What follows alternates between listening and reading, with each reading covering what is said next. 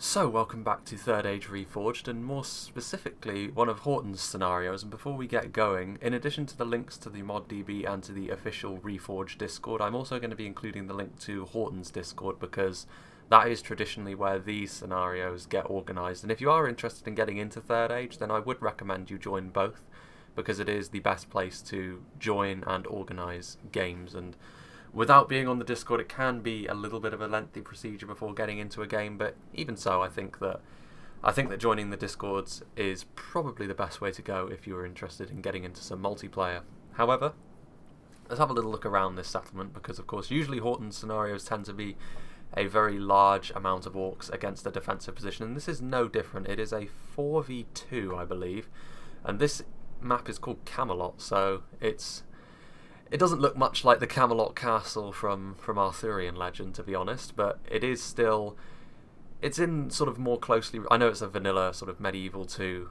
sort of architecture, but it's more in the style of Bree, so we can assume that this is somewhere in the west, especially seeing as Arnor is one of the defending armies. And we'll go through the army compositions of the defenders now, and we'll sort of go through the settlement that they have to defend as all. It most closely resembles a city, I think, from the sort of standard medieval 2 thing, but there are a few differences. Like, there are some more open ground that I think you can actually cross rather than being blocked by it, like usually in a standard medieval 2 siege. Even if you saw like an open field within the settlement, you had to follow the roads. So hopefully it'll be a little bit different this time. But let's have a look, and you can actually see there's actually some double layered walls here, which is very cool. So there's some nice little things. There's also sort of a free opening here without a gate. So I like how varied this settlement is already. So playing as Arnor, we have Godless Nimhain, and he's brought some Dunedain Troll Slayers, of course. They are personally my favourite unit in the game at the moment. They aren't statistically the best, but I just like the fact that they have a lot of armour-piercing melee. They have some very good missile damage, and they don't have the same sort of vulnerability to armour-piercing weapons as some other units in their class may have, sort of hard-hitting units anyway. And we have 2 units of them, of course, which is good to see. And then down here we have some Arnor pikemen again. One of the reasons why I think Arnor, in the current patch, are probably my favourite is the fact that they aren't hugely overpowered, but they do have a lot of things they're very good at. And the Arnor pikemen are a very good standard mainline unit in the current build, simply because they are quite cheap, but they aren't too lightweight. Like, one of the problems with stuff like Lake Town pikes and Corsair pikes is they do tend to be overwhelmed quite easily. But the Arnor pikemen, they tend to be more resilient than even the Guards of Osgiliath in the current patch, so I do like them for that, although there is a case for saying that the Guards of Osgiliath maybe need a little buff. And I'm going to try not to complain about imbalances in this one. I'm just going to try and let the battle flow as it will. And we have some Arnorian heavy archers, because I do think that in the previous few battles I've done, I've gotten a little bit too carried away with the complaining. And the new patch should fix all of my complaints anyway, so there's no real point to that anymore. I am actually running out of things to say about the current patch, to be honest with you, so I will be very glad for the new one. The Arnorian heavy archers, of course, are standard. You know, as far as armoured archers go, they are decent. They're not quite as good as stuff like the Dalian marksmen, but they will still do a good job against the orcs. And then a very large amount of the Arnorian force here. We have some Arthur Dane men-at-arms, of course, a very strong mainline unit, not quite as good as the Dol Amroth men-at-arms, but only because they have slightly fewer men per unit on average. And then also we have the Arnor militia. Traditionally, in vanilla, I know this was the case, but the Arnor militia were the strongest of the Kingdoms of Men militia units. I think that is probably still the case, because I do think they are the only ones that still have access to the shield wall formation, which is very powerful and can make them last for quite a long time, which is all you can really ask of militia. Then we have some more Arthur Dane men-at-arms, and then we have the centrepiece of the Arnorian infantry. We have the dismounted Dunedain Knights, very strong, not armour-piercing, but still very capable at holding the line. Similar to a Dwarven unit, only they lack AP, which is kind of the thing that lets them down a little bit next to them, but even so, it's a minor complaint considering how good they are. Then we have more Arnorian heavy archers mixed in with more Arthur Dane men-at-arms, and that continues further down the line. And then back here we have the shock unit for Arnor, the dismounted Arthur Dane Knights, and of course they aren't armour-piercing, but they are still very skilled, and they do have a lot of armour as well, which does set them apart from some of the Elven units. And then up there on the wall we also have some more Arnorian heavies. And then further back into the settlement, of course, you can see that these armies are all very large, which is good, seeing as it's 2v4, they're going to need it. We can see that there's more Arnorian pikemen, there's a catapult, looks like is there more militia in there, or is it just the catapult crew? I think it's just the catapult crew. But look, there's more dismounted Dunedain Knights. Then we have the strong spearmen unit that Arnor have available, the Dunedain Wardens. They do lack a bit of melee defence, but they do still have hit points. That more than makes up for it. Hit points are king in the current patch, in my opinion. Then we also have some Dunedain bodyguard mixed in there, and then we have, quite significantly, the Arnor gate guards. They will do a tremendous job at holding the line, should it come down to a choke point fight, which it should do. I mean, the defenders might mess up to the point where the choke points are kind of negated, but they will need to use them against this amount of orcs. And then back here in the town centre we have the second Arnor army, played by Master Blaster. He's the one that sent me the replay, I believe. Yes, indeed, he's the green army, so this is where he starts. So 2 Arnor armies on the defence. We have pretty much largely the same thing. We have Arthedain Knights, and we have Dunedain Knights in the town centre, and I imagine his army is sort of laid out a little differently. Let's go through them a little bit more quickly. We have some Troll Slayers, of course, and we also have a Trebuchet, so that's going to be quite significant because he's going to be able to bombard the position of the Orcish army as they advance. He's also got some Dunedain bodyguards, so a lot of elites. And then further forward here, you can see the gate guards already. There are actually 2 units of Arnor gate guards. That's going to be very significant on this front anyway. And they are going to need them because of how outnumbered they are. You can see the balance of power is against them. We also have some dismounted Dunedain Knights. We have Arthedain Men-at-Arms, Dunedain Wardens, more Arthedain Men-at-Arms. And then we have Arnorian Heavy Archers on the walls. And in the background over there, they're already firing, actually, which is good to see. And then we have more Arnorian Heavy Archers, some Arthedain Men-at-Arms, Arnorian Heavy Archers, and some dismounted Arthedain Knights near the walls, backing up some more Heavy Archers. They've got a good Archer Corps, and Arnor, of all the human factions in the current patch, are probably the strongest at range. The Dalian Marksmen are better than the Arnorian Heavies, but to be honest with you, the Dragon Slayers are a little bit underwhelming, and the Royal Guard are not as good as having both the Troll Slayers and the Dunedain Bodyguard at your disposal, and Arnor also have better infantry. So it's kind of a no-brainer in that situation. But here we have the attacking armies, and first of all we have Mordor, played by Revan of Korriban. He's got some Orc Raiders, and Mordor, of course, very much at home on the attack because of all their numbers. They've also got some Orc Maulers. They're going to be quite useful, actually, at dealing with some of the more mid-tier units of Arnor. They're going to be able to go after the Arthedain Men-at-Arms and deal some good damage, provided they're backed up. And over here we also have some Orc Raiders. They're going to be less good, but again, this first wave is all about, when you're attacking, you always have to look at the first wave with all your fodder as just sort of setting up a position for you to launch your way into the settlement. It's really the second wave where you want to be committing a lot more elite troops and really making your presence felt. We also have some fodder, of course. Fodder is going to get absolutely nowhere against Arnorian mid-tier and high-tier units. Mordor Moran Uruks, though, which will make up the second wave, will do significantly better, particularly if all the positions are already set up and they have support as they advance. They'll also do better against the Archer fire, provided it's not the elites. Some Orc Raiders over here, of course, and then we also have some fodder. And then we have the Troll Catapult. The Troll Catapult is going to be... It's not going to be the easiest thing for Arnor to defuse because they don't have any cavalry. And, you know, the archers, the standard archers anyway, will take quite a long time killing them, and that time is probably better spent killing the elite. So here we have the Uruk Bodyguard, which I would assume is the general, because you can see a Nazgul there. Strong standard unit, you know, deceptively powerful, actually. And then back here we have the Sauron's Will. Again, not a lot of defense. They're all about the attacks. They're kind of like Blackback Berserkers, only not quite as good. But then Mordor have got a lot of other options, which make them better than the Misty Mountains overall. And then back down here we'll have a look at more Mordor Moran on Uruks, and then that's more Moran on Uruks in the background. The Moran on Uruks and the standard Uruks will be being merged together to sort of form a singular unit in the next patch, which cuts down on waste because there are only so many units you can have in the game as a whole. So if they want new factions, they do need to get rid of some of the redundancy in Mordor and the Dwarves in particular, I think. But the standard Uruks here, as you can see, will be buffed up, but they won't have access to the slightly better Moran on Uruks anymore. But then Mordor will be getting buffs in some other ways, I hear. So we have some Orc Maulers as well, more of them. And then we also have standard Uruks. So he's got a lot of men at his disposal. And then down here he has more Uruks and more Uruks. He's got a large army, not any of the really scary stuff that Mordor has available to them, but then that's understandable considering everything. We have Tundra's Fox, another Mordor army with Orc Raiders, Raiders, Uruks, Orc Maulers, and then further back I imagine we'll find his elite. So we've got some Uruks there. Moran on Uruks, more Moran on Uruks. They don't have a lot of armor piercing apart from the Maulers, which is going to be slightly worrisome. But then, as I say that, we have some heavy Maulers back there, which will more than account for that. And he's also got some Moran on bows, so he's got some range units which will give Arnor a run for their money, provided they can get into a good position. The Moran on bows are very, very efficient in the current patch, but then, as I said, they will be being combined with the Uruk Archers next patch. Here we have the Morgul Chosen. Not a particularly strong unit on the attack, but they will hold out for a long, long time. And then back here we have the Uruk Bodyguard, where the general is hiding. And then we have more Sauron's Will and the Olag High. So Tundra's Fox's army has got a few more elites in it, and that will be That will be significant as the attack plays out. And then we have Unexpected Balrog playing as the Orcs of Gundabad. Gundabad, of course, will be receiving a nerf in the next patch, which is all right and good, because as an aggressive force in a pitch battle, they are unstoppable by pretty much anyone at this point.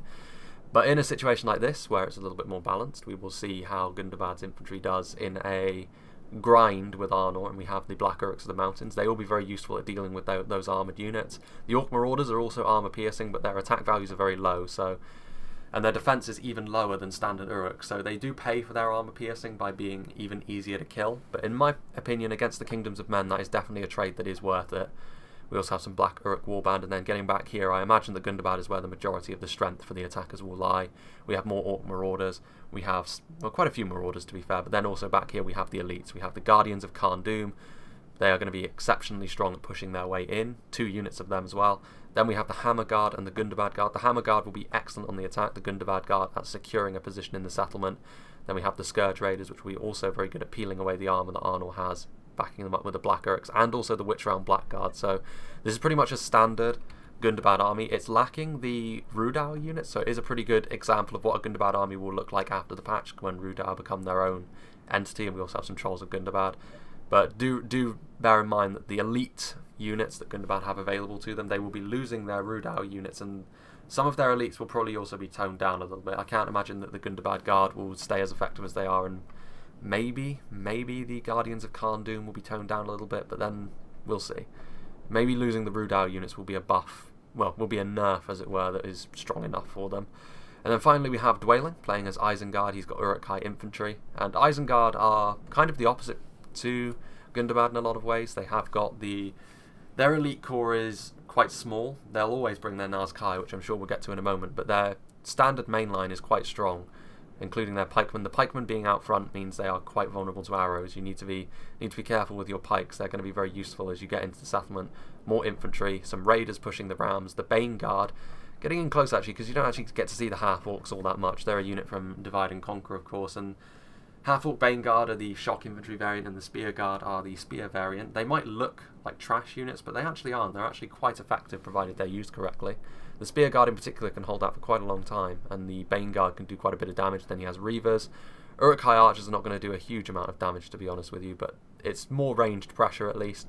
I can't help but see like he's got no crossbows, which is interesting. He's got some Berserkers there though. He's also got some Trolls of the White Hand, and then back here we have the 2 infantry units that Isengard are most well known for in the current patch, the Nazkai Bodyguard and the standard Nazkai. Of course, they need no introduction. They are very powerful, provided they're backed up. Probably because Mordor doesn't have their Temple Inquisitors, in terms of a single unit being as strong, well, the strongest attacking unit, the Nazkai Bodyguard is it.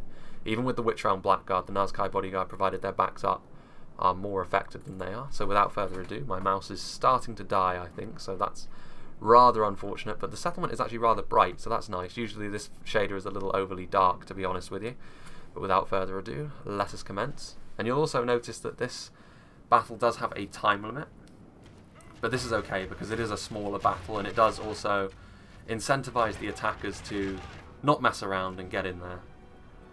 As we can see, these Arnorian heavy archers just poking holes in the first line of the Mordor forces. But it is good, I think, that most of Horton's scenarios, like one that we were going to do, which does have a time limit, doesn't make any sense to have a time limit because it's so huge that there's no chance the battle would finish before it was decided properly, as it were. But with this one, I think that because the attackers deploy very close to the city, it's very reminiscent of a standard medieval 2 siege, to be honest with you, which is quite nice. They were always very fun, and I might do like sort of one of those on a citadel at some point soon. Of course, this being a Horton scenario, all of the unit scaling is on huge, so in spite of the fact that there are only 6 players, there may very well be some lag. Towards the end, anyway. We can see that these Arnorian heavies just sort of waiting. And we can see actually that Revan of Korriban's army is not moving as of yet. I suppose that's not the end of the world, although he is actually starting to move up his ram now, which is good to see. Tundra's Fox has actually probably got the most open part of the city to aim for. This corner is very lightly defended indeed, which is going to go very poorly for the defenders if they aren't careful. That was... You can see that the Trebuchet is firing at Revan of Korriban's position, but actually if I heard right, that was the wall being attacked by the Troll Catapult. I can't find where it was, but nonetheless, it does actually look like Gundabad are going to be the first ones to reach the wall. Well, actually, no, it's Tundra's Fox, but the defenders do need to be careful here because they've spread themselves rather thin. They've put up a very thick defence against Isengard and the Mordor army of Raven of Korriban, but here in the middle, where Gundabad and Tundra's Fox's Mordor army is, they have got a rather large opening, which they're going to have to be careful of. Arnor do have the elites to deal with the first wave of Orc Raiders, but they do need to be careful that their archers don't get hit, because the archers in particular are going to be a very strong way of deterring, and of course in the current patch the arrow towers are also very strong, so the defenders also have that going for them. The arrow towers are so strong that it's actually worth using your catapult ammo to destroy them. I remember in Standard Third Age they were next to useless. What is going on here? Well, this is interesting. That is a wall there. My god, the orcs have gotten strong. They're phasing through the wall. Regardless, you can now see that there is an attack on all sides, and you can actually see that Gundabad have also made it to the walls. And they're also sort of phasing through. How strange. You can see that these Arthedain men-at-arms have sort of positioned themselves up on the wall ready to receive the Orc Marauder advance, if they can ever get the ladders set up and not stuck in the wall. This is very odd. I mean, I assume this battle is alright. They did want me to show it. What is this? The siege tower's in the wall as well. It's like they're not. It's like they're kind of here, but also kind of not. Madness. Well, I'm sure at some point we'll get a good melee fight. Our walls with their siege tower. We must repel them.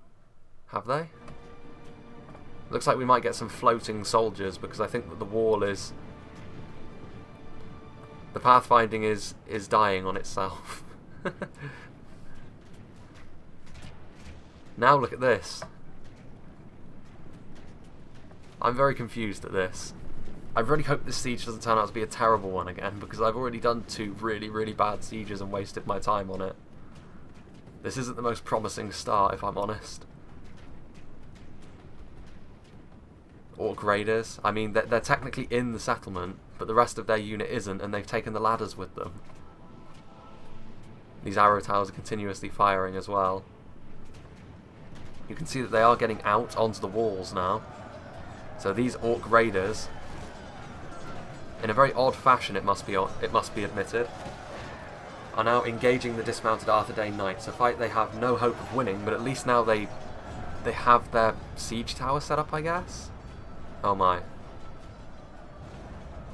That was a wall being destroyed, wasn't it? Or is it the tower? I mean, at this point, knocking a hole in the wall is probably the way to go.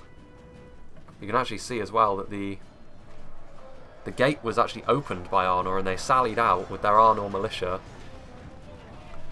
And the Arnor militia is engaging the Orc fellas.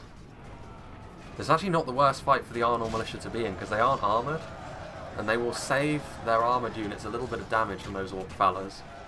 Having said that, this militia will find itself thoroughly outclassed if a unit of genuine quality comes over here. The Uruk-hai Raiders are being pushed forward. I wouldn't call them genuine quality per se. Well, that is what's actually happening, and that's what's causing the lag. The catapults for the attackers are being used to destroy the towers, which is a pretty decent idea. The towers can cause a lot of damage. However, it's also causing a lot of frame drops. You can see that the towers on this side have also done the strange thing where they're sort of half buried in the wall. And the Arthedain men-at-arms will defeat the Uruk-hai Raiders. I think it's best if we leave this part of the settlement while the towers are being destroyed, and go back over to the part of the settlement that is kind of under a sort of very strange assault. You can see actually that the wall and the tower have been well, the wall is being destroyed over there now, and the tower has already been destroyed. To our defense, or all will be lost. The enemy are through the walls. Fight on. They must get no further. Ah, well, this map has proven itself to be very laggy. I wonder why the siege tower, like the siege weaponry destroying the walls and the towers, makes it go so laggy. Meanwhile, we also have the The position of Mordor has kind of stopped. I think they've realised the weirdness that is happening, and they're going to instead push through the gate. The Orc Maulers and the Orc Fodder leading the way. They don't actually have any resistance at the moment. And those Arnor gate guards are pointing the wrong way. They really need to get their pikes down.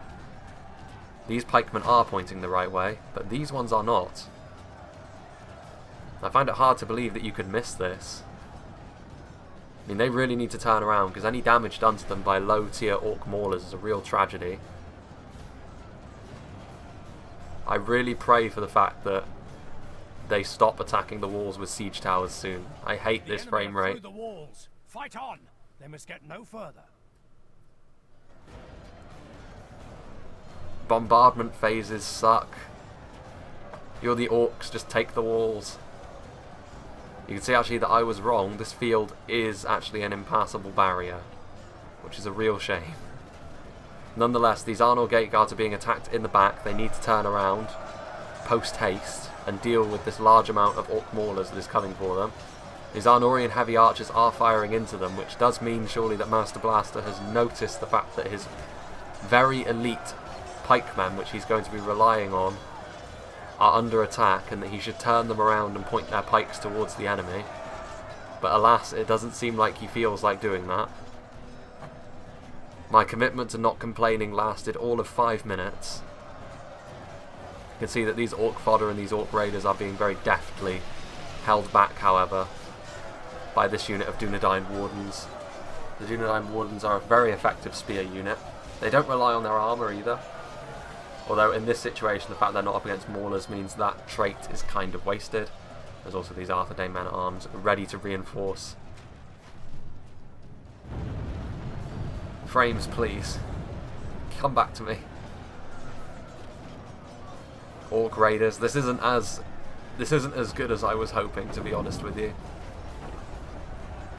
The glitchiness and the lagginess. Through the walls. Fight on. They must get no further. Hopefully it'll even out towards the end and we can get a good old-fashioned siege. Meanwhile, these Orc Raiders have been thoroughly dealt with by these dismounted Arthedain Knights. They're going to have to deal with some Uruks though that are coming up the ladder, or is that more Orc Raiders? I believe that's Raiders actually, based on their wooden shields. More Raiders. I mean, Arthedain Knights can deal with Orc Raiders all day long. You can see another siege tower is being pushed up, but these walls, I wonder what sort of glitch this is. Oof. What unit was that? Was that a unit of archers? Yeah, a unit of archers taking a hit like that, it's not really the end of the world. You can see that this first attack over here from Mordor was broken pretty successfully by the Arnorians. Now let's go back over here and hope that the bombardment phase is over so that I can actually... No, it isn't. Right, let's leave. Lag, why? Oh my god, this is almost unwatchable. Alright. We're doing this again. I thought this was reserved for only, like, super-sized Minas Tirith battles, but apparently no. So here we have the Arnorian Heavy Archers. Presumably they're out of ammunition because they've pulled their swords out. Meanwhile, Raven of Korriban's attack has largely fizzled out, to be honest with you. He's blobbing up all of his forces into this one corridor over here. Oh, come on, game. Please work with me. You can hear the artillery sort of trying to go for the Arnorian position, and vice versa with the Arnorian trebuchet.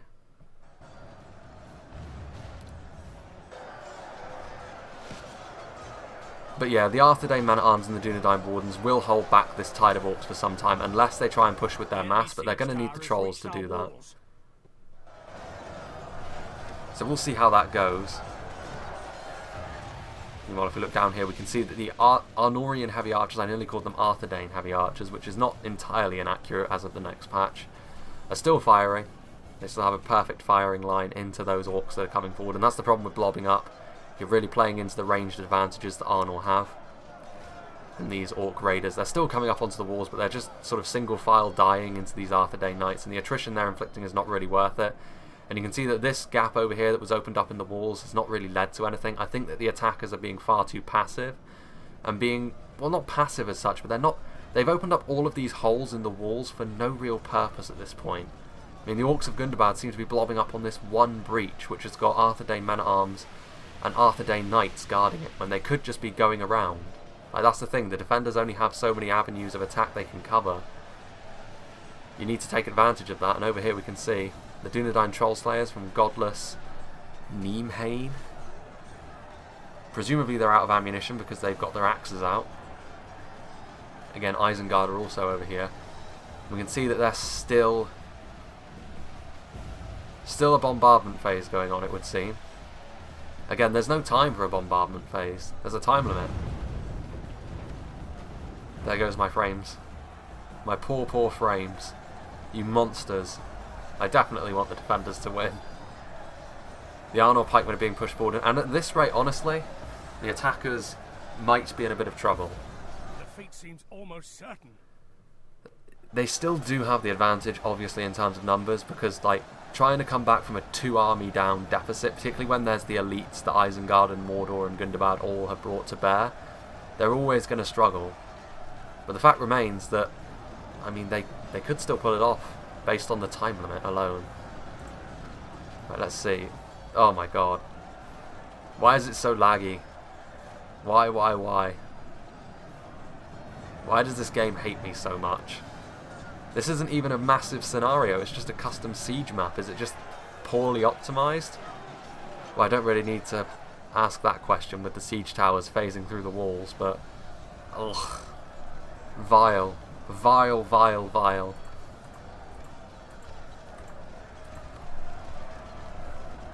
We're going to have to... oh my god, are we really going to have to go through this entire match at half speed? I'm going to be here forever. You can see these Orc Marauders charging into the sides of these dismounted Arthedain Knights. Fuck it. Fuck it, we're going to go lag. Full lag. I think I'm going to have a word with Horton about this scenario, because something about it is a complete mess. These Arthedain Knights will still hold pretty efficiently. The Orc Marauders, however, are armor piercing, so Arnor will need some more reinforcements over here if they hope to hold this choke point. And then down there we can see the Arnorian Heavy Archers still firing their missiles. And then this avenue of attack over here being taken by Mordor and Tundra's Fox. Still more Orc Raiders, so it's still really his lower tier units that he's sending forward. And if we have a look at the percentages of kills, Arnor are ahead by 10%. And of course it is the late game where that will really start to bite back.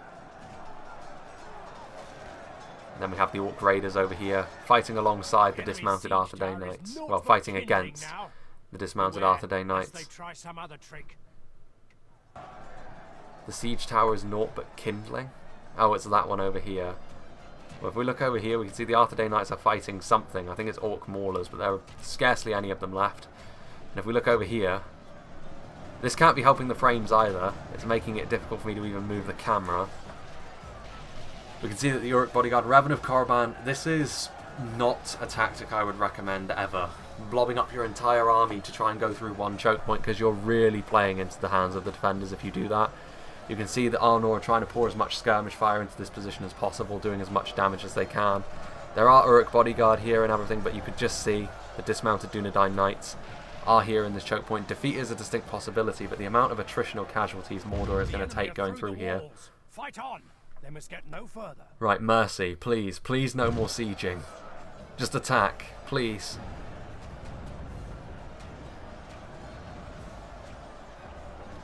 Is that catapult still firing?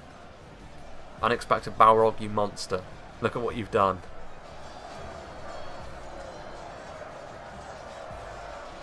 This Uruk Bodyguard now defeats him set, and you can see actually, as I lag through, oh my god. The dismounted Dunedain Knights were pushing them back against the remnants of the Uruk Bodyguard that were left behind, and the standard Uruks. You can see the catapult is right up here, but they're taking a lot of skirmish fire, presumably as well from good archers. Well, actually no, it's just Arnorian heavies. There are no troll slayers. Interesting. I feel bad considering this is the first time I've plugged Horton's Discord, because this really isn't the best advertisement for it. Regardless, it should still be shown. They did want me to show it. So you can see these Orc Marauders. Victory actually seems certain now. The Arthedain Man-at-Arms and the Arnorian Heavy Archers. And finally, they're using this width that they have created. I hope that destroying my frame rate was worth it. they still firing? One of those catapults is cocked back. Regardless, these orc maulers and these orc fellas, together with all their armor-piercing damage, they will finally force their way into this settlement. And we can finally get away from the walls and into the interior of the settlement. Presumably, anyway. Meanwhile, let's go over here, now that the... I don't know what is up with my camera. You can see actually there's berserkers from Isengard being sent in here. The dismounted Arthedain Knights, again, you can see that the outer defences are starting to crumble, and this is kind of the problem with having the defensive armies be outnumbered 2 armies to 1. If you're going to do that, the amount of elite units the attackers should have available to them should be very small indeed. But unfortunately, I think that the presence of those Gundabad elites means this battle is kind of a foregone conclusion already, because they have so many elites, and there's just no way the defenders are going to be able to deal with all of them. In addition to the elites that Mordor are bringing in Isengard, The enemy siege tower is utterly destroyed. Revan of Korriban is really the only player who didn't have a really high amount of elites, and even he had Sauron's Will and Uruk Bodyguard. You can see that these dismounted Dunedain Knights trying to hold, but they won't be able to hold back the tide for too long. I mean, the Mordor heavy maulers will do some damage to them, but not an overly high amount. It's the berserkers that may really start to bite. And then if we look over there, there's also some orc marauders that are going to flank around. We're going to have to go to half speed. This is absolutely unwatchable.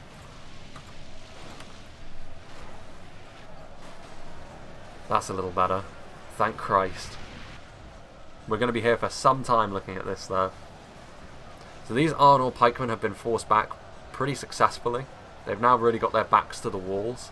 However, this gate defense over here has gone far better for Arnor, it seems. Again, we haven't really been able to see that, because over here was where the epicenter of the lag was, with all of the bombardment.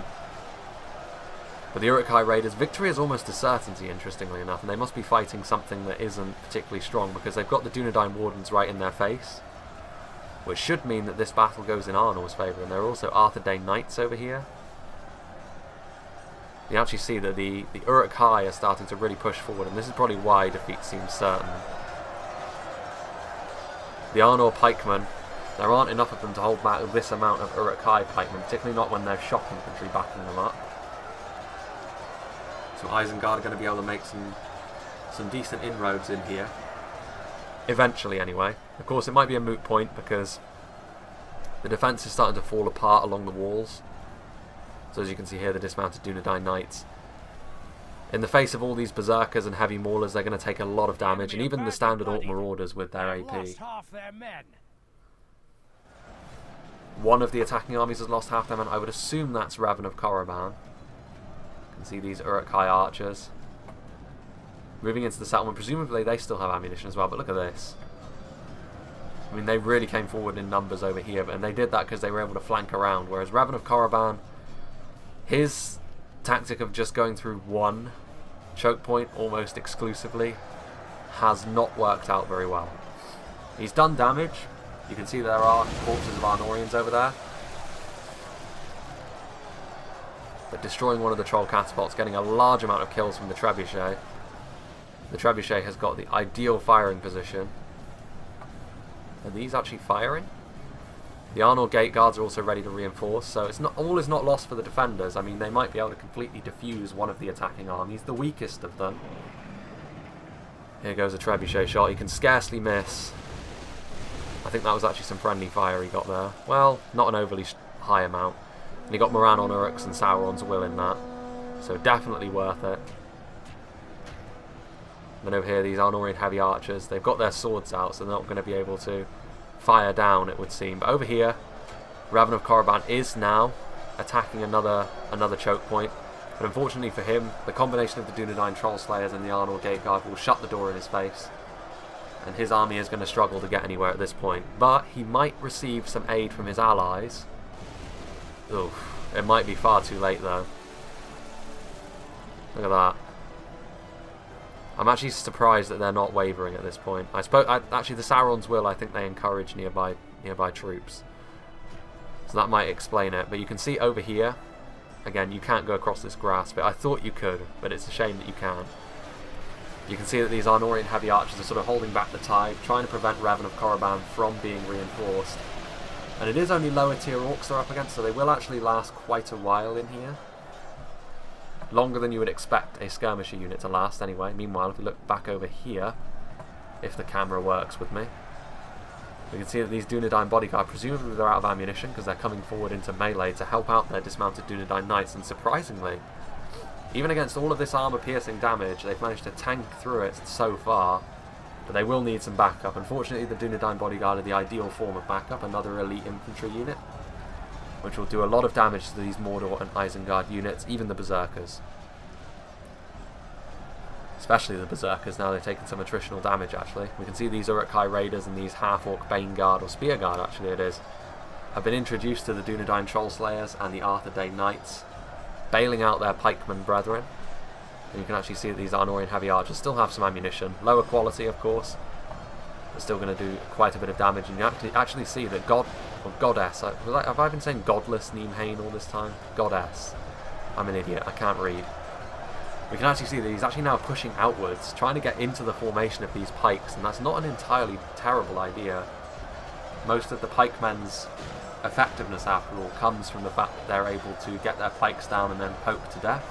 It's a very slow, laborious process, but it is no less effective. You can actually see over here that these Orc Marauders, are they running away? I think they are. Well, they're steady and exhausted, even though there's only 50 of them, so I assume they came back from routing. And over here you can see that there's more heavy maulers being committed. Not all is lost for the defenders, but I do think that the Gundabad elites are going to be too much for them. I swear to God, unexpected Balrog, if you try and siege down another wall. Those Berserkers. Surviving is not their strong point. Dealing damage, though, they're all about it. You can actually see some Dunedain Wardens are being sent over here to try and hold back this tide. The Dunedain Wardens will do pretty well against all of these units as well.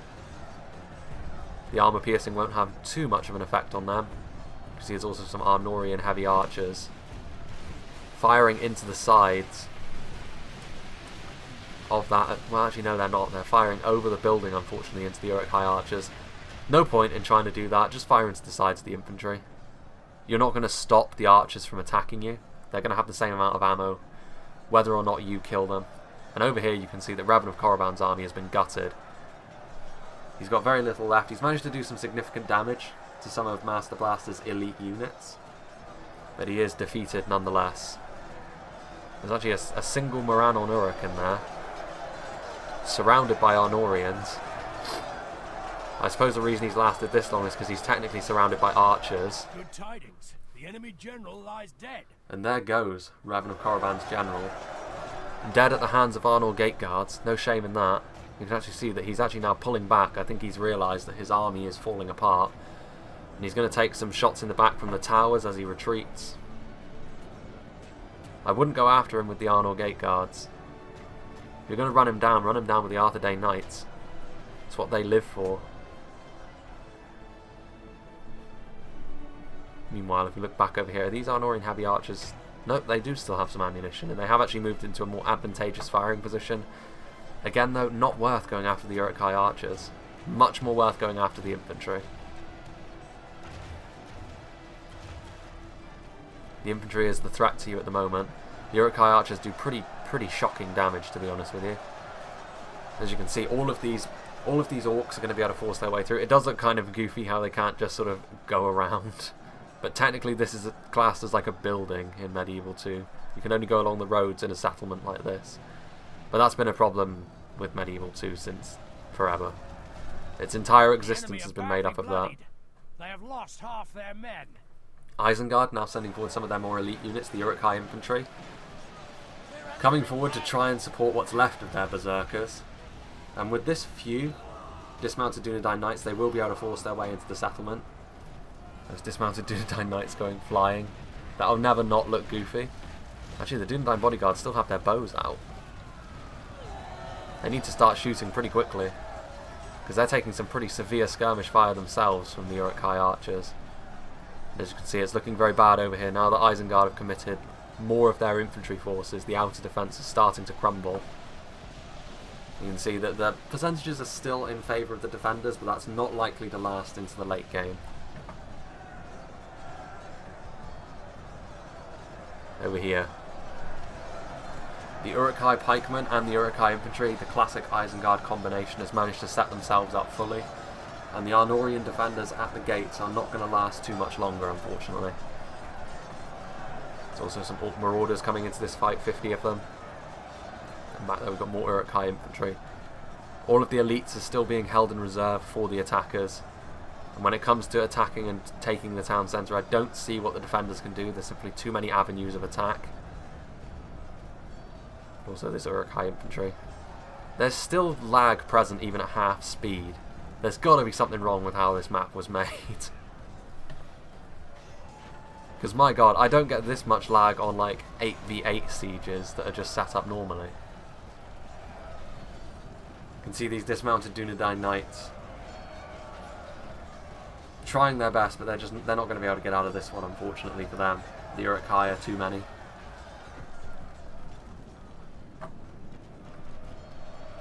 And then we have more of a choke point, although over here, now that the Dunedain Wardens are on the front line with their very distinctive shields, they are of course sort of the dismounted version of those Dunedain cavalrymen from Eriador.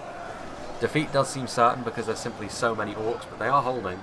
So Raven of Korriban's army may well be completely destroyed by the time they break through over here. Although having said that, Raven of Korriban's army is not being pursued, so this might be it. Interesting. Honestly, I'm not too upset about the time limit because it does still give the defenders a chance. The time limit, running down the clock, is a viable strategy in this situation. Although I'm still not sure they're going to have the means to do that. There's simply too many ways into the town centre. If we look over here, again, I really do apologise for the lag. I don't know why it's so awful on this map. It's also making the visual fidelity as I try and move around the map unbearably awful. As we can see, the Dunedain Wardens trying to hold the line.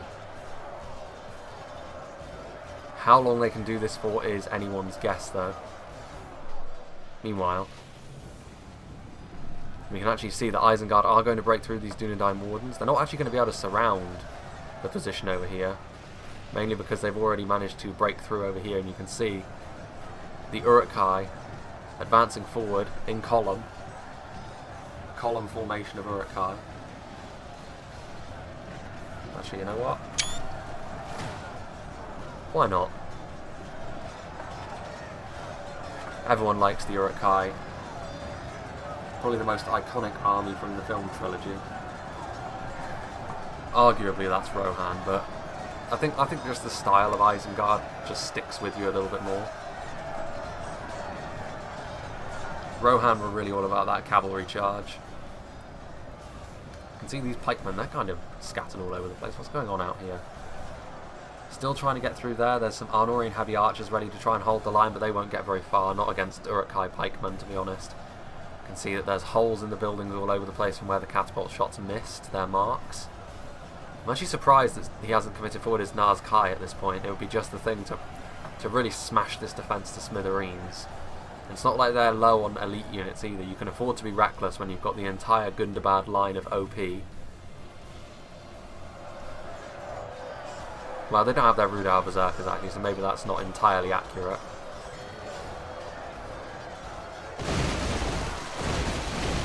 Ow. What manner of siege weapon was that? Was that the Defender's catapult?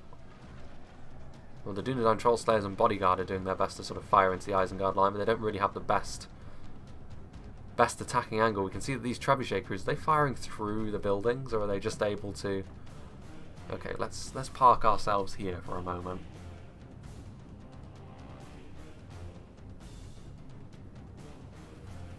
Go on, fire. This trebuchet has done some serious work so far. I don't think it's going to be enough to fully win them this fight, though. I think that is going to be beyond them quite significantly. Go on, trebuchet.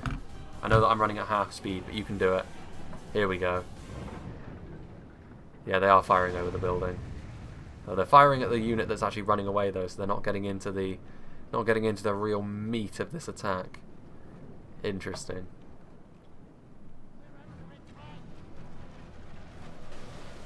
Let's have a look over here. So these Dunedain Knights are sort of plugging this gap. There's a unit of 9 Morannon heavy maulers trying to get through. They actually have bloodied up some of the knights, to be fair to them. That's the power of those AP axes. Oh no, the trolls have been committed forward. Good. So the trolls will make mincemeat of Arnorian heavy archers in melee, of course. And you can also see the pikemen are coming to back them up. So yeah, this defensive position is lost.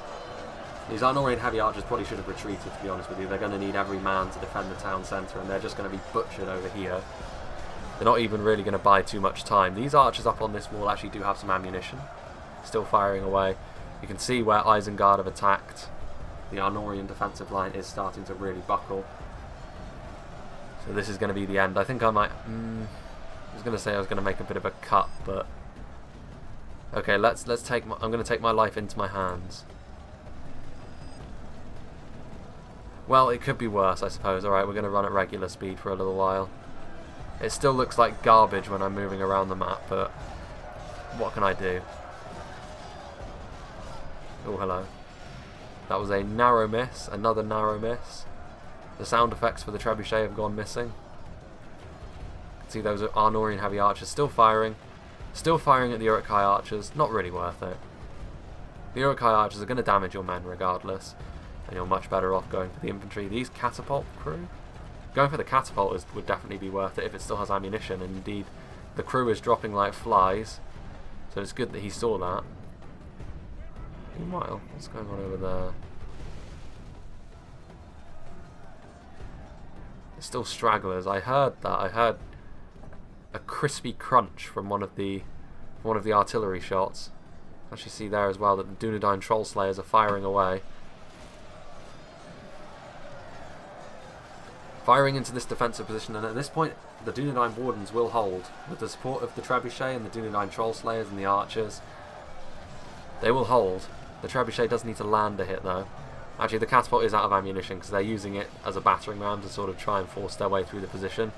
Won't really work though because the catapult crew will just be engaged in melee and then butchered. Again, when the catapult's out of ammo, there's really not much else you can do with it though, other than throw the crew into melee. You can see that these dismounted Dunedain Knights are not really in the best position.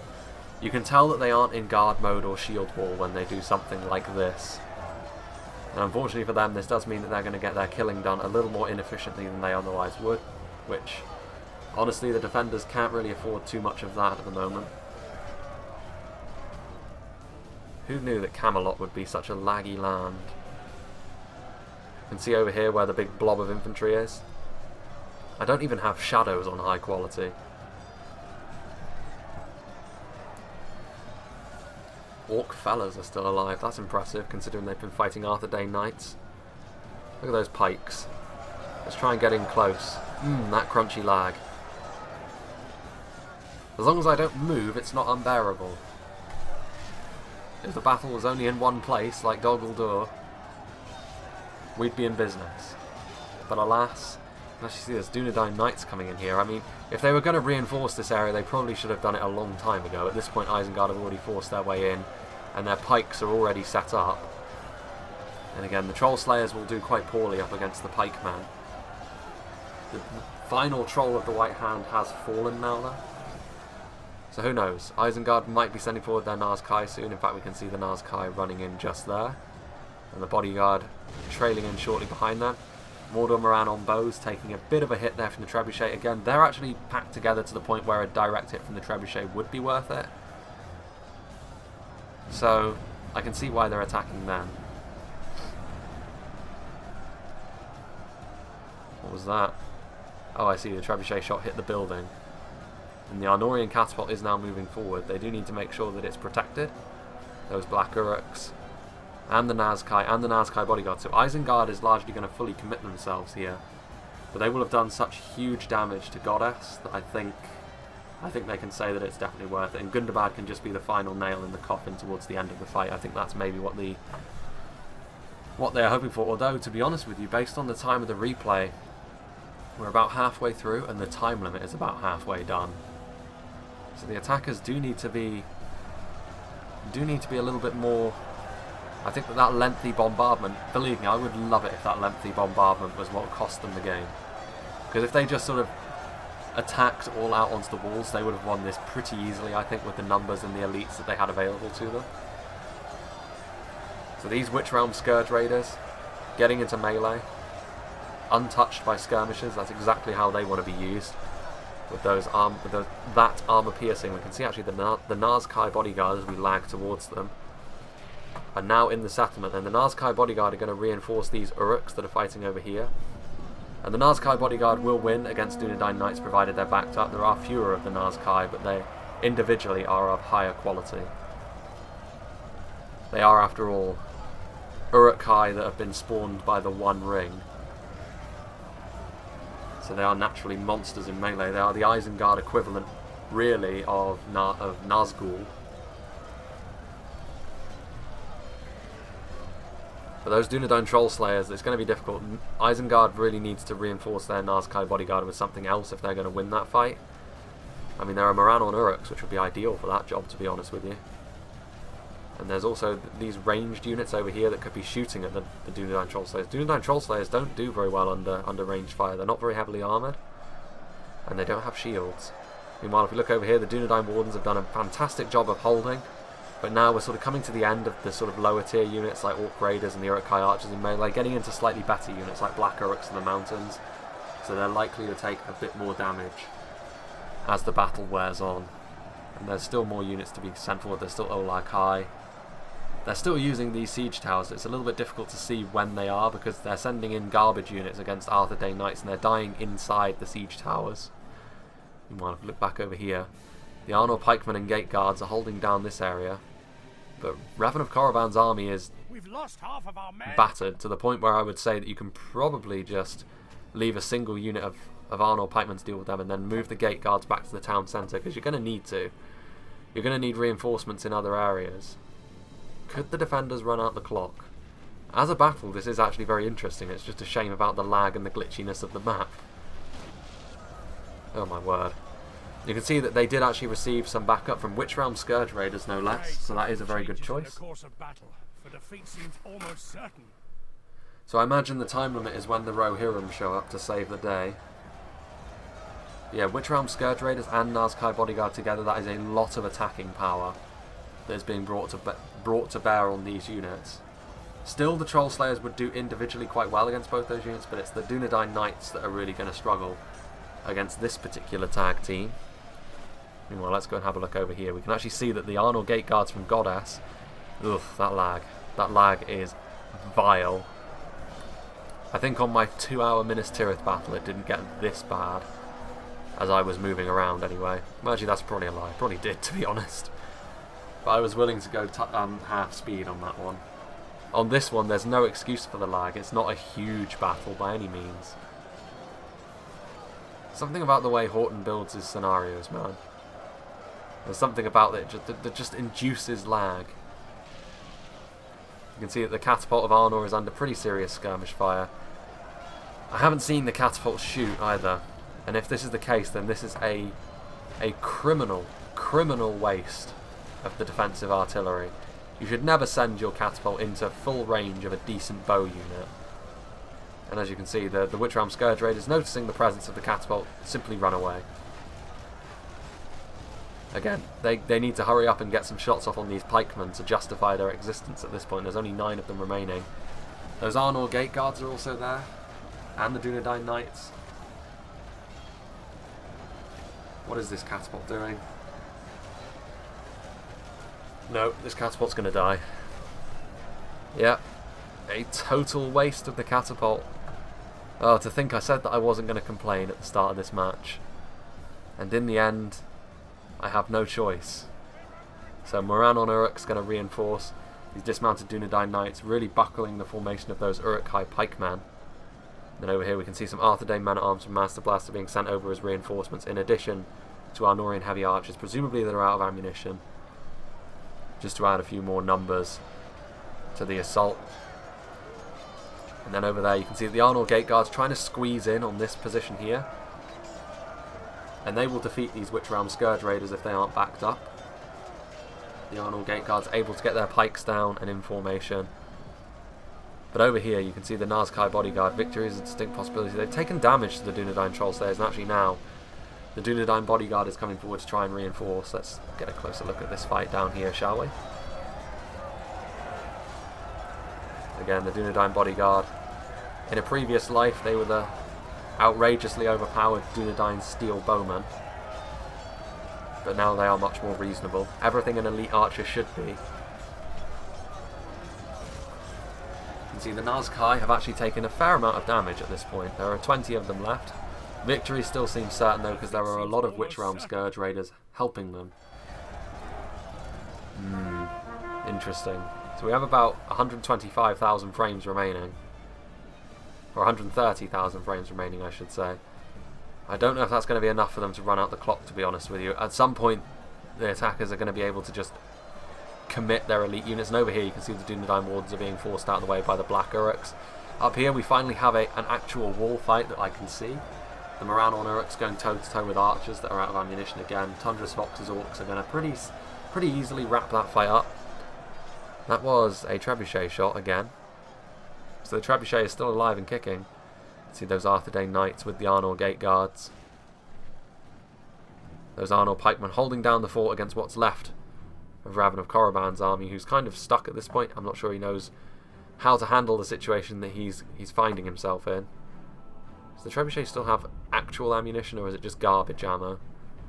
Let's sit and wait. Fire, trebuchet. Nope, you're reforming. Useless. Camera, please work with me. Fight through the lag. These Dunedain Bodyguard are now running away. I suppose that means they're giving this position up, which is fair enough, I suppose. There's a lot of units there. The Witch Realm Scourge Raiders are over there. The Moran-on Bows. And again, these Arnor Gate Guards were rather rashly committed forward without any sort of support, which unfortunately for them means they're liable to be surrounded. And the Witch Realm Scourge Raiders and the Moran-on Uruks, and also back there, pikes are not a counter to trolls, quite the opposite. If the Gundabad trolls got in here, the Arnor Gate Guards are pretty much doomed, and it does look like they are. So the trolls of Gundabad, their animation is enough to really override the pikeman animation. And as they lag forward at 3 FPS, the mighty trolls bringing down their mighty clubs. Gotta be careful with trolls in Reforged though. They're not quite the powerhouses they were in vanilla Third Age. There we can see the Uruk-hai pikemen. I think now the defenders are falling back.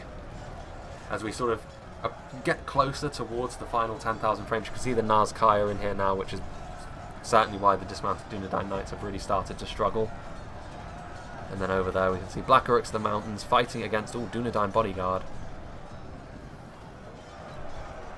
Dunedain Bodyguard completely surrounded by Black Uruks and Gundabad Guard, so yeah, I would place this battle squarely in the favour of the Orcs at this point. Our ally lies dead, slain by the enemy. We must help And his men indeed, avenge just him. as we get over here, Goddess's General cut down by Gundabad Guard and Black Uruks.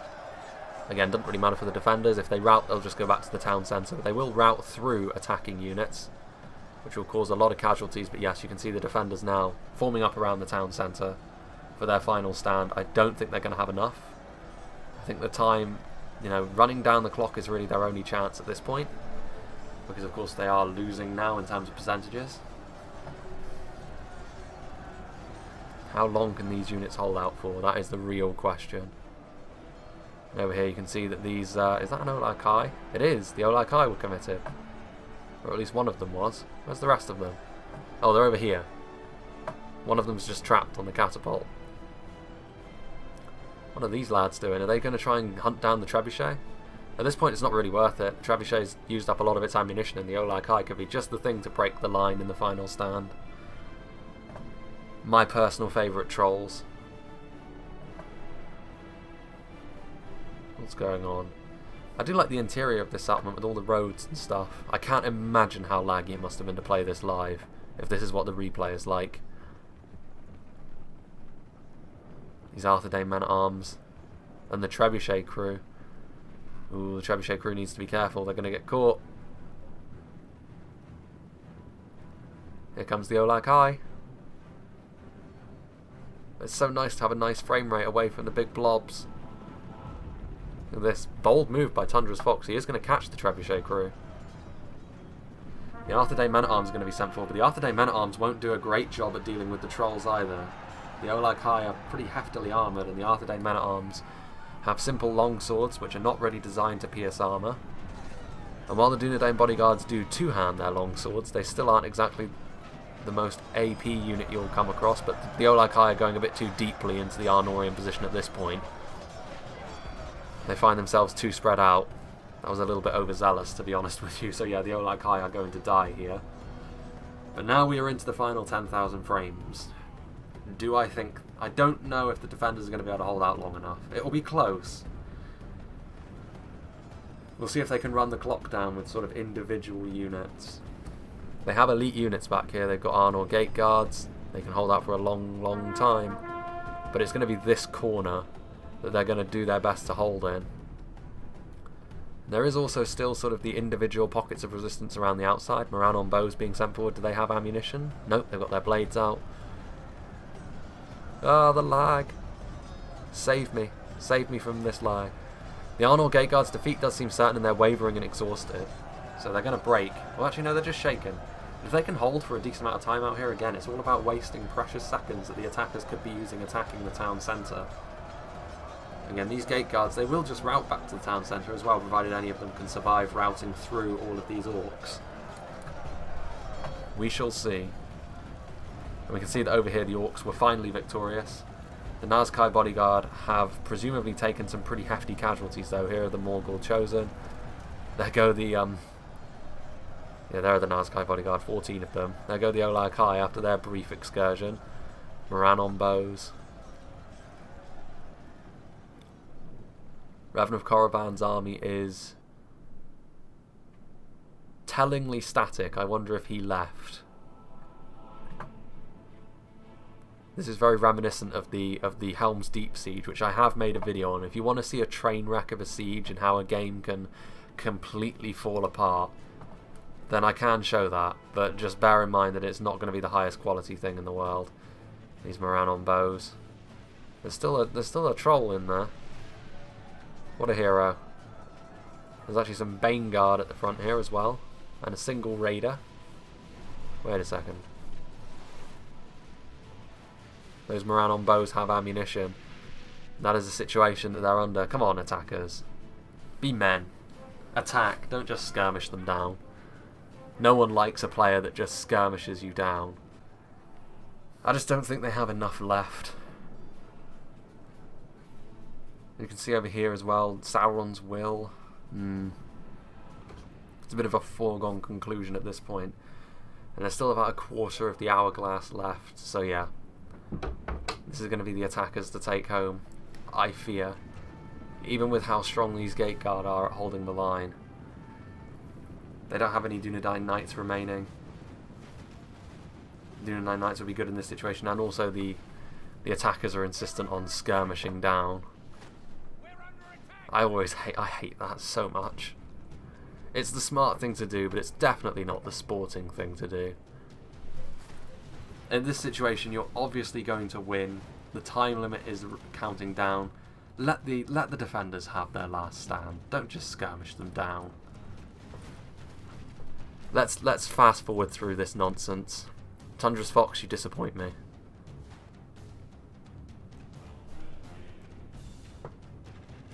That trebuchet still has ammunition, actually. How about that? I mean, it's completely wasting its ammunition by trying to shoot over that building. Actually, provided it can attack that big column that's coming down here. No, it's not got a good shot. That spire there is just in the way. Unless this final trebuchet manages to get a good hit.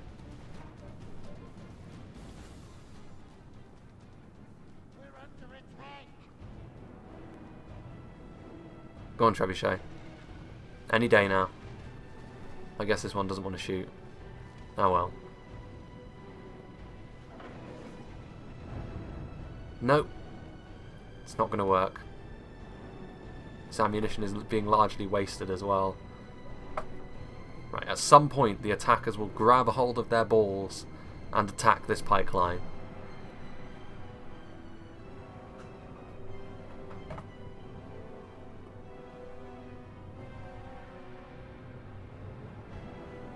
Maybe I'm expecting too much, because those pikemen are going the wrong way. Are you serious right now? Dwale? Dwale, please. Ugh. I'm truly out of things to say, and it comes down to the defenders having to come out and attack.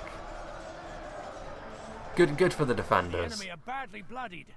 They have lost half their men. I mean, they should... I don't know, actually. I mean, if they can run the clock down, it'll be nothing less than the attackers deserve at this point.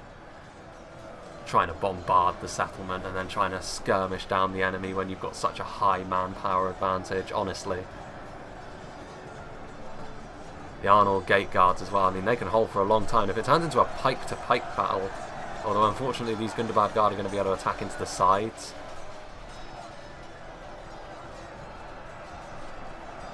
There's some Arnor gate guards back there as well. They need to commit everything at this point. Well, no, actually, because there's a rear attack as well. Unfortunate. Oof. Good shots from the trebuchet there. The Morgul Chosen won't get through the Arnor gate guards in a hurry. They're a very defensive-minded unit.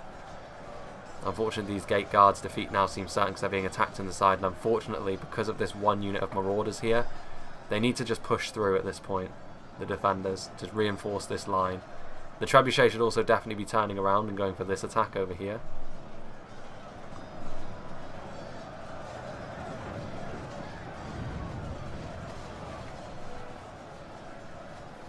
Although those gate guards, they're going to struggle.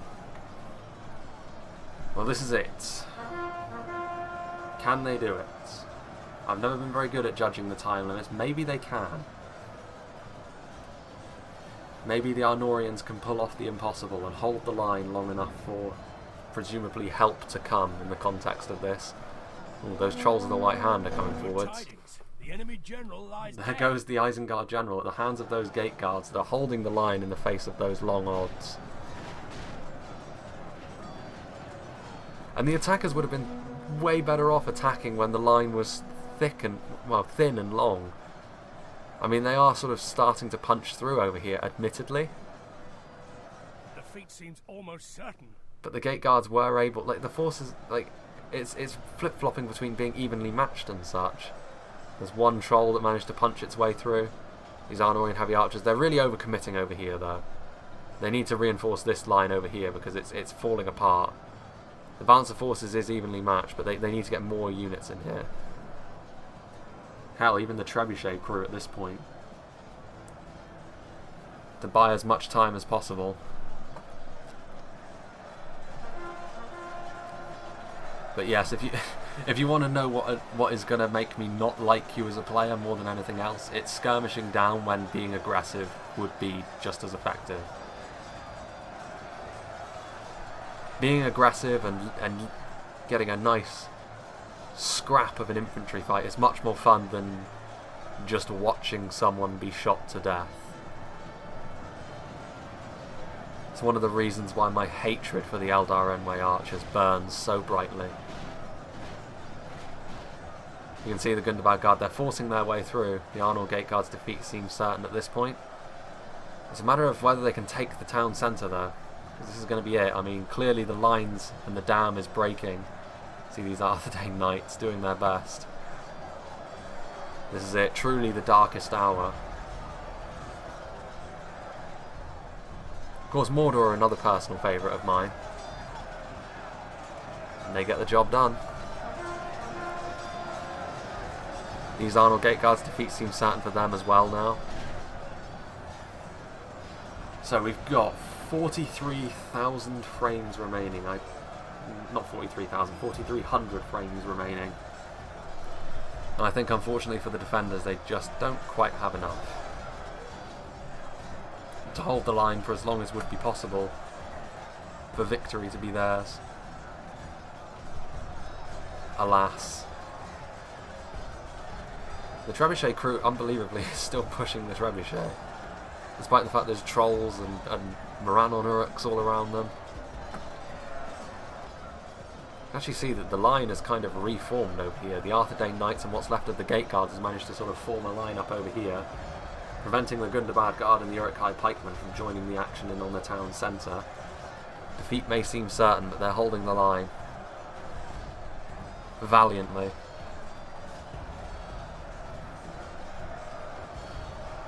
Olag High, there's only 3 of them left. They are killing trebuchet crewmen, so they're not going to be taking a great deal of damage. Let's get an on-high view of this, I think. Just a little bit further down. So there we are. Clearly you can see on the right-hand side is where the attackers have really managed to punch through. The trolls were really the catalyst for that. The trolls of the White Hand managed to really buckle the pike line, which is why, you know, trolls do very well against pikes. General has thrown his life away. Perhaps our Well, chances of victory there goes the Master Blasters General.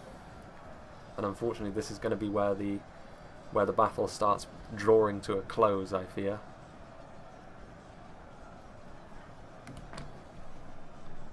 And here we can see the Arnor Gate Guards, only 28 of them left, defeat seems certain. Arthedain Knights, 25 of them, they're holding back a lot of men, but now the Olag High sort of trying to get attack in the back of them. Morgul chosen, you can see that there's still just a few Gate Guards hanging on. 57. So it comes down to the most elite of pike units, the Gate Guards. I mean, it still looks like they're going to last for quite a long time, actually. Let's see if we can't ×2 this.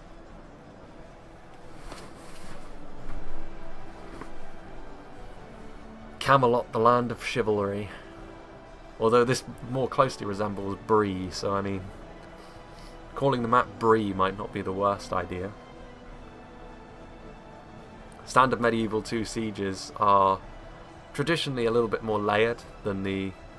Well, I say layered, they're traditionally a little bit more fought on the walls, on the very outer defence, as opposed to a lot of the scenario maps, which tend to be, you can safely ignore the walls and sort of use the terrain to your advantage. Regardless, we can see that this final 4 minutes is where the battle is going to be drawing to a close, and it's not going to be enough for the defenders to win, unfortunately. I was rooting for them when they made that counter-attack right at the very end, but alas, it was too much. Oh, excuse me. And there's yet more orcs on the way. The Uruk bodyguard of Tundra's Fox. Only 2,000 frames remaining. That's a very low amount of time, though. Again, I still think the attackers are going to win, but it could have been, again, I think another 1,000 frames, maybe another 2,000 frames is all it would have taken for this to go the other way. A battle like this, where it's literally impossible for the defenders to actually win, is where a time limit should be used. If it's a lot more even, then a time limit should not be implemented, obviously, because then you're just encouraging the attackers to just advance to their deaths and be reckless. Whereas in this situation, the attackers could afford to be reckless, and weirdly they weren't. There would be poetic justice to this if it turned out that that very low amount of time was would actually swing this battle into the favour of the defenders, but I don't think it is. I think that 1 minute 43 is not going to be enough for that hourglass to run dry. More's the pity. But yeah, this settlement could clearly use a little bit of polish, I think, particularly around the outer walls, perhaps.